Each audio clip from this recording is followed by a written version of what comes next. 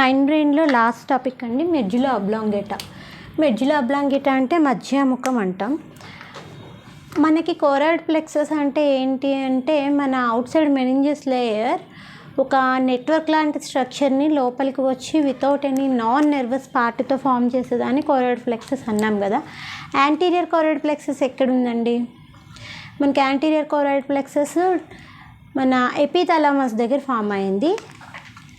ఈ medulla oblongata మధ్యముఖం దగ్గర posterior కోరాయిడ్ plexus అనేది మనకి కనిపిస్తుందండి. ఈ కోరాయిడ్ ప్లెక్సస్ ఏం చేస్తాయంటే సెరెబ్రోస్పైనల్ ఫ్లూయిడ్ని రిలీజ్ చేస్తాయి. What is the function of medulla oblongata చూసుకుంటే మన బాడీలో లోపల మన హార్ట్ కార్డియాక్ ఫంక్షన్స్ని కార్డియోవాస్కులర్ ఫంక్షన్స్ అన్నిటినీ చేసేది ఏది అంటే మెడ్యులా అబ్లాంగేటా అండర్లోనే ఉంటుందండి మన హృదయ స్పందన. ఇప్పుడు మన బాడీలో ఉన్న ప్రతి ఆర్గాన్ రెస్పిరేటరీ సిస్టమ్స్ వర్కింగ్ అనేది ఎలా జరుగుతుందంటే మన బ్రెయిన్ కంట్రోల్లోనే జరుగుతుంది. కార్డియోవాస్కులర్ హృదయ స్పందన చూసేది ఏది అంటే మెడ్యులా అబ్లాంగేటా. మన శ్వాసక్రియ మన బ్రీతింగ్ రేట్ శ్వాసక్రియని ఏది కంట్రోల్ చేస్తుంది? Breathing rate and depth of breathing అని చెప్పాను. పాన్స్ ఎలాంగ్ విత్ శ్వాసక్రియను కూడా ఇది కంట్రోల్ చేస్తుందండి మెడ్యులా అబ్లాంగేటా.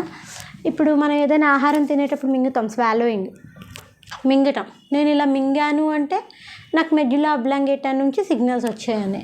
అలాంగ్ విత్ ఏదో తిన్నాను పడలేదు, వామిటింగ్ సెన్సేషన్, వామిటింగ్ చేద్దాం అనుకుంటున్నాను, నాకు బాగా కోల్డ్ అండ్ దగ్గుతున్నాను.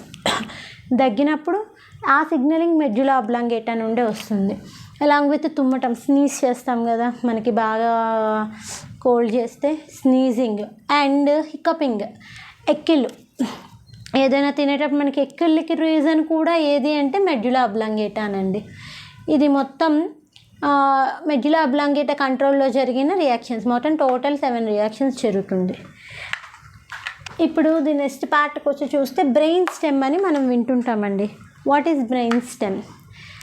బ్రెయిన్ స్టెమ్ అంటే ఇది పర్టికులర్గా సింగిల్ ఆర్గాన్ కాదండి, ఒక సింగిల్గా ఉండే ఒక స్ట్రక్చర్ కాదు, గ్రూప్ ఆఫ్ స్ట్రక్చర్స్ కంబైన్ చేసి మనం బ్రెయిన్ స్టెమ్ అని చెప్తాం. What are the group of structures అంటుంటే midbrain, pons and medulla oblongata. మధ్య మెదడుని, పాన్స్ని, మన మధ్య ముఖాన్ని కలిపి ఈ మూడింటిని కలిపి మనం బ్రెయిన్ స్టెమ్ కింద కన్సిడర్ చేస్తాం అన్నమాట. ఇది ఓవరాల్గా మన మెడ్యులా అబ్లాంగేటా కోసం. ఇప్పుడు మనం నెక్స్ట్ పార్ట్ ఏంటి అంటే ventricles of the human brain అండి. మానవ మెదడులో కోష్టకాలు. ఏంటి వెంట్రికల్స్? కోష్టకం అంటే ఏంటి అంటే ఇది ఒక హాలో స్ట్రక్చర్ అండి, మధ్యలో ఉండే క్యావిటీ.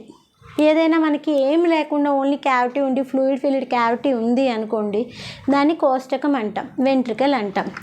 మన బ్రెయిన్లో ఈ కోష్టకాలు ఉన్నాయండి. ఎట్ ద సెంటర్, మన బ్రెయిన్ యొక్క సెంటర్లో మనకి హాలో స్ట్రక్చరే ఉంటుంది. ఫర్ ఎగ్జాంపుల్ ఇది నా సెరిబ్రల్ హెమిస్పియర్ కదా. ఇప్పుడు ఈ సెరిబ్రల్ హెమిస్పియర్ డోర్సల్, నేను ఇలా బయటికి తీసి బ్రెయిన్ని, ఇది డోర్సల్ వ్యూ అండి. ఈ డోర్సల్ వ్యూలో చూసేటప్పుడు మనకి ఏం కనిపిస్తుంది? సెంటర్లో ఫిషన్ కనిపిస్తుంది. మనకి సెరిబ్రల్ హెమిస్పియర్లో మనకి తెలిసిందే కదా ఔటర్ కార్టెక్స్ రీజన్. ఇవి సెరిబ్రల్ హెమిస్పియర్స్ అండి. డోర్సల్ వ్యూలో చూపిస్తున్నా. డోర్సల్ వ్యూ అంటే ఇప్పుడు మనం హెమిస్పియర్స్ని తెచ్చి ఇలా అనమాట, ఇలా మనం హెమిస్పియర్స్ ఇలా ఉన్నాయనుకోండి డోర్సల్ వ్యూ. మన హాఫ్ విషన్ చేసి కటింగ్ ఏదైనా చేసామనుకోండి, కట్ చేసేటప్పుడు మనకి ఔటర్ రీజన్ ఏంటి? సెరిబ్రల్ హెమిస్పియర్స్లో ఔటర్ రీజన్ని మనం కార్టెక్స్ అంటాం. ఇది కార్టెక్స్ రీజన్ అయితే ఈ సెంటర్ రీజన్ ఏంటి? Medulla region. లోపల inner the cortex and medulla region ఇది ఉంది చూసారా, ఇది ఫ్లూయిడ్ ఫిల్డ్ క్యావిటీ అనమాట, వెంట్రికల్. దీంట్లో ఏముంటుంది అంటే సెరెబ్రోస్పైనల్ ఫ్లూయిడ్ ఉంటుంది సెంటర్లో. మానవ మెదడు యొక్క కోష్టకం అంటారు. అయితే మన మానవ మెదడులో ఎన్ని కోష్టకాలు ఉంటాయంటే టోటల్ 4 వెంట్రికల్స్ ఉంటాయండి. ఫస్ట్ 2 వెంట్రికల్స్ ఎక్కడ ఉంటాయంటే మన సెరిబ్రల్ హెమిస్పియర్లో ఉంటాయి. ఇది రైట్ సెరిబ్రల్ హెమిస్పియర్ అండి, ఇది లెఫ్ట్ సెరిబ్రల్ హెమిస్పియర్.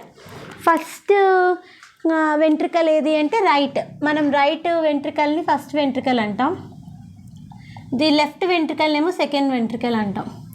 వీటిని ఈ బోత్ ఫస్ట్ అండ్ సెకండ్ వెంట్రికల్స్ని కలిపి మనం లేటరల్ వెంట్రికల్స్ అంటాం.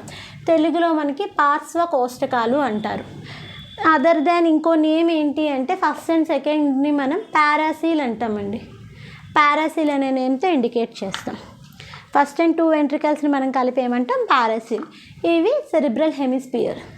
ఇప్పుడు మన సెంటర్లో ఉన్న సెరిబ్రల్ హెమిస్పియర్స్లో మనకి సెరిబ్రోస్పైనల్ ఫ్లూయిడ్ ఉంది కదా. ఈ సెరిబ్రోస్పైనల్ ఫ్లూయిడ్ నెక్స్ట్ ఇంకో కనెక్టివిటీ ఉంటుందన్నమాట. ఈ 2 వెంట్రికల్స్ ఎందులోకి ఓపెన్ అవుతాయి. ఇప్పుడు సెరిబ్రల్ హెమిస్పియర్ సెంటర్లో ఉన్న హాలో క్యావిటీ అనేది కంటిన్యూస్ స్ట్రక్చర్ కదా, అప్ టు స్పైనల్ కార్డ్ వరకు కంటిన్యూస్గా ఉంటుంది. ఇదిగోండి, ఈ right cerebral hemisphere and left cerebral hemisphere యొక్క సెంట్రల్ వెంట్రికల్స్, ఇది ఒక ఓపెనింగ్ అండి. ఇది ఒక ఓపెనింగ్. ఈ ఓపెనింగ్ త్రూ డయన్సెఫాలన్లోకి ఓపెన్ అవుతాయి, ద్వారాగోర్ధంలోకి ఓపెన్ అవుతాయి. ఈ ఓపెనింగ్ని ఏమంటాము అంటే, ఇది ఓపెనింగే కదా. ఇప్పుడు మనం ఏదైనా ట్యాప్ ఉందనుకోండి, ట్యాప్ ఇది ఓపెనింగే కదా. ఈ ఓపెనింగ్ని ఏమంటాము అంటే ఫొరామెన్ ఆఫ్ మన్రో అంటామండి. రంధ్రం, మన్రో రంధ్రం అంటాం. పారాసిల్ అనేది డయాసిల్. ఈ థర్డ్ వెంట్రికల్ని ఇది థర్డ్ వెంట్రికల్ అండి. డయాన్సెఫాన్లో ఉండే వెంట్రికల్ని థర్డ్ వెంట్రికల్ అంటాం. దీనికి ఇంకో అదర్ నేమ్ ఏంటి అంటే డయోసిల్ అంటాం. So para are lateral ventricles open into third ventricle through foramen of Monro అండి. మన్రో రంధ్రం గుండా మనకి థర్డ్ వెంట్రికల్లోనికి ఓపెన్ అవుతుందన్నమాట. ఇక థర్డ్ వెంట్రికల్ నుంచి ఇంకొక ఫోర్త్ వెంట్రికల్ ఉందండి. ఇది ఓవరాల్గా కంటిన్యూస్గా స్ట్రక్చర్. ఫైనల్గా స్పైనల్ కార్డ్కి దీని కనెక్షన్ ఉండి సెంటర్లో సెరిబ్రోస్పైనల్ ఫ్లూయిడ్ అనేది ఉంటుందన్నమాట.